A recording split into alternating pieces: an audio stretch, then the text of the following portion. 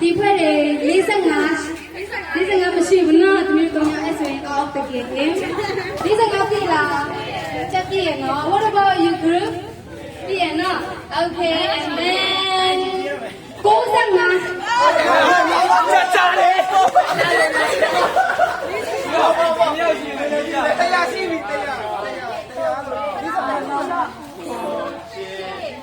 တရားလို့85ဟိုဆွဲမပြရ95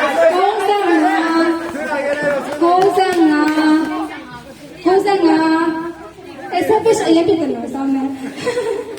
ဒီဘက်ဟုတ်ပြီလား95ပြည့်လားအပြည့်ဝတ်ဆောင်ရှင်ပြန်ချမယ် Okay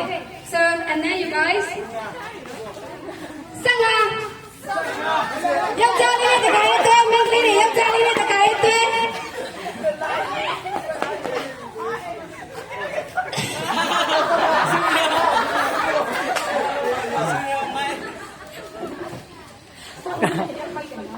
အတဲမရတဲ့လူပြုတ်သွားရေပေါ့